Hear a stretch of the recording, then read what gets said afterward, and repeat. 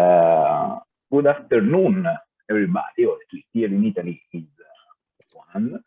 And I'm Antonio Maffei. And first of all, I want to make a little bit of a disclaimer. I'm not an expert on consciousness. Rather, my research is focused on network neuroscience of phase processing using electrophysiological measures. And today I'm going to present you an ongoing research that me and my group are carrying out that is focused on using phases and the tools from network neuroscience in order to improve our understanding of the neural correlates of consciousness. How my talk is structured. First of all, I will review a little bit of the dominant approach to the study of the neural underpinnings of conscious processing and review the more important finding regarding the electrophysiology of the neural correlates of consciousness. Then I'm going to show you what we think are some limits of the current approach and how the combination of phase as stimuli and network neuroscience can help to overcome these limitations. So, as already Filippo showed in his slide, this is the dominant approach when we try to understand conscious processing or unconscious processing of stimuli, and the same applies also when we want to understand what happens in the brain. So we have a stimulus whose properties are held constant, usually a visual stimulus, and then we present the stimuli in a series of trials and divide the trials according to a criterion that is the experience of the participant. The participant saw the stimulus or it didn't. And we can do this using an overt report or more recently no report paradigm. Nevertheless, we collect brain activity in both conditions and then we apply a subtractive cost.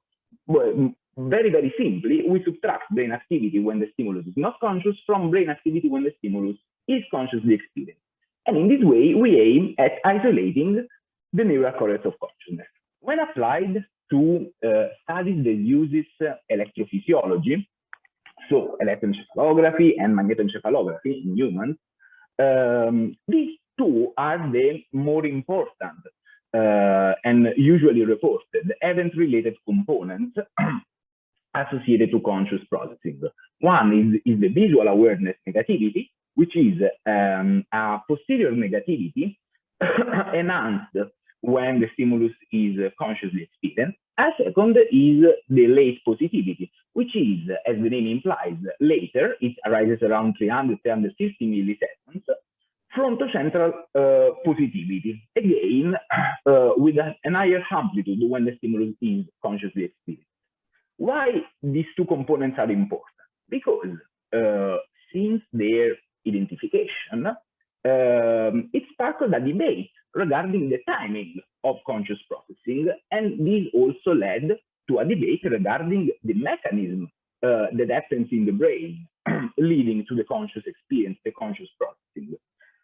So, according to some models, especially the recurrent processing theory, the visual awareness negativity marks a process of feedback and feed-forward communication from the primary visual area to higher order visual.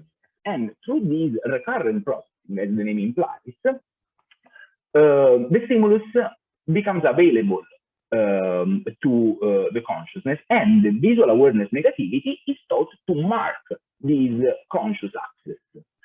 And the proponent of this model suggests so that this is the earliest signature of conscious processing. On the other hand, we have other models, such as the global neural workspace theory, which suggests that conscious access depends on a broadcast of information to the whole cortical system through a process called ignition, and the late positivity marks this ignition process. And these models suggest so that conscious arises a little bit later compared to the recurrent processing. On top of this, we have other models that stresses the importance of integration as the key ingredient for consciousness. And in this sense, the integrated information theory is the more important and influent theoretical approach that very simply equals consciousness to the ability to integrate information. So, what are the limits that we identified in this dominant approach? First of all, the stimuli. Because the vast majority of research in this field uses very, very simple visual stimuli, such as Gabor patches. Gabor patches are super cool, but what is the problem with them? Is that they are very, very simple, so they can generalize to the perceptual complexity of more ecological stimuli, and in this sense, can limit our understanding of conscious processing as it unfolds in everyday life. Second, Gabor patches, due to their simplicity, do not probe into large-scale cortical networks, and in this sense, limits our possibility to truly understand, at least at the level of human, so non-invasive brain measurement, dynamics of integration in the brain. Which leads to the second limitation that we identified, the Socratic approach. Indeed, this way to analyze the data, apply to either fMRI or EEG or MEG, whatever, can provide only indirect clues regarding how information is integrated in the brain. So, what are we trying to do? Why we think that phases can help us to move forward? First of all, phases are an ubiquitous stimulus. Phases are everywhere since the day we are born, which increases the ecological validity of our way to study conscious processing. Second, we know that the primate brain is characterized by a highly complex network shaped for phase processing, and this network is very well characterized in humans. What is this network? This network has been elegantly described by Maffei and Gubini in their distributed phase processing system model, which suggests that phase processing depends on a constellation of brain regions that can be arranged in two subsystems. A core portion of this system is represented by the nodes here highlighted in red in this picture that are dedicated to process invariant visual feature of the phase. And then there is a second set of brain regions which compose the extended part of the system and are crucial for the extraction of all the other information that we can derive from a phase. Emotions, semantic information, familiarity, ethnicity, so forth and so on. In terms of electrophysiology also, we know the timing of phase processing because it is marked by a complex, a set of two components, the P100 followed by the famous N170, which are phase-specific or at least phase-sensitive event-related components that are thought to reflect the activity of the, especially of the core part of the phase processing network, and are considered to be the endpoint of a dynamic within this network. So are we the first to propose to use, let's use phases to study conscious processing? Of course, we are not the first that want to do this. There is a pretty important study published in 2013, if I remember correctly, or 15, on Journal of Neuroscience, in which N170 was used to track conscious versus unconscious phase processing of the stimuli presented in different conditions. It was a subthreshold condition, a suprathreshold condition, and then the authors focused on analyzing what happens when the stimulus is presented at the perceptual threshold, being calibrated individually, and found that the N170 is sensitive to the experience. When the participants reported to have seen the phases, the N170 was higher, the negativity was higher. This is very interesting, but what does it tell about the state of the network because as I said before, the N170 and in general event-driven components can consider an indirect reflection of a network activity. Also, what do we know? What can we tell about the conscious access of specific feature of a phase? For instance, the emotional expression. What are we trying to do? We are trying to implement this kind of paradigm, very similar to the one that I just showed you, in which we present a series of emotional phases and calibrate individually to our participants the perceptual threshold for the conscious access of the emotional expression, and then present the phases with the amount of noise individually calibrated in an experiment with EEG, high density EEG. And then, rather than focusing on phase-sensitive ERP or consciousness-related ERPs, we want to understand how the conscious experience of an emotional phase depends on the state and the topology of the whole phase processing network. What does this mean? This means that our analytical framework is the one depicted in this image. We first collect activity as it varies in time in a series of trials.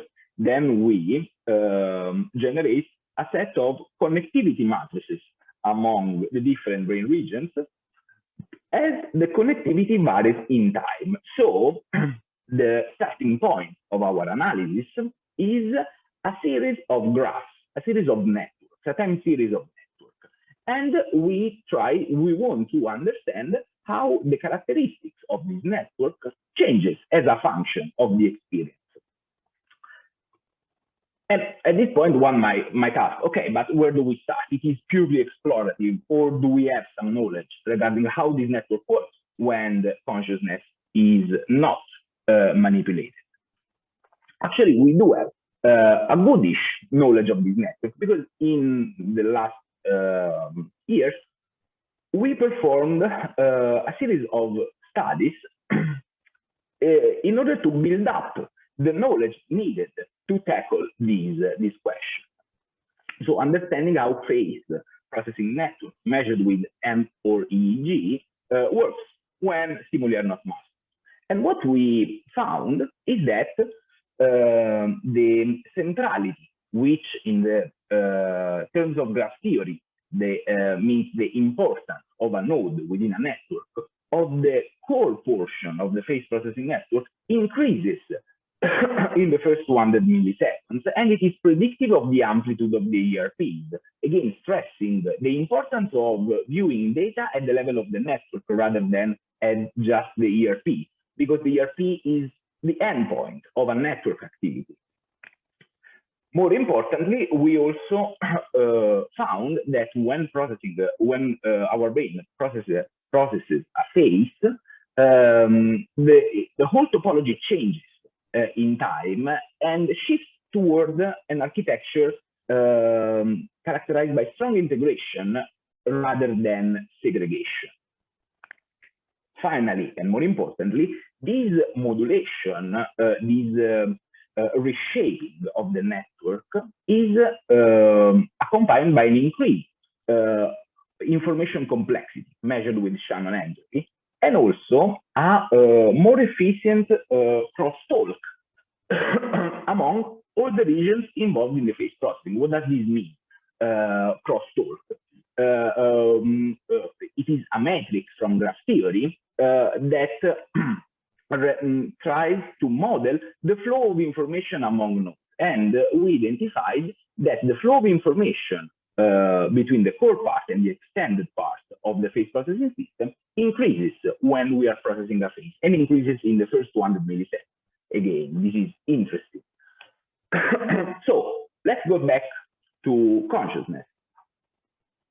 Given this knowledge that we build up, we can ask what we should expect when we are manipulating the conscious access of an emotional phase through the psychophysical blinding procedure that I just showed you. And we advance these three prediction, which is that the node belonging to the core system should be characterized by an increased centrality when the stimulus is consciously experienced, and the timing of this increase should be early, should be around the timing of the visual awareness negativity, so the first 200 milliseconds, and should mark the early recurrent processing within state and extra-state visual cortices. The most important prediction that we advance is also is this second, that when there is awareness for the stimulus, we should expect a reduction of brain modularity and increase of the information complexity, marking a state of integration necessary for awareness. And finally, with regards to the access of a specific feature, which is the emotional expression, we expect that the crosstalk between the different portions of the currently extended system should mediate the conscious access of these information. Unfortunately, we are still collecting data. So today, I cannot show you the results. What I'm just showing you is an idea. Yes, it is just what we are actually doing in these days. We are almost toward the end of the data collection. But my hope for today was to try to convince you on why phases can provide a richer and more ecological context to benchmark and advance our knowledge regarding the neural correlates of consciousness. Second, the importance of adopting a network neuroscience approach when we want to understand what happens in the brain when a stimulus is consciously experienced rather than not. And because we have models that talks about integration, recurrency mechanism, these phenomena can be modeled as a network phenomenon. And so it is very, very important to focus on the topology of the network rather than just the ultimate effect on the scalp of this network activity. And this leads to the latter point. Why phases are important, why network neuroscience of phase processing is important in our opinion. Because we already know the anatomy and functional dynamics within this network, and so we can advance a relatively precise hypothesis regarding the integration dynamics. This is not common in the context of human research, and especially with very, very simple stimuli. So I think that I finished my talk. It was not very, very long because, again, I'm sorry, but we hope that data collection was finished by today, but instead it did not. And so I cannot show you any results, just an ongoing research that we are trying to do.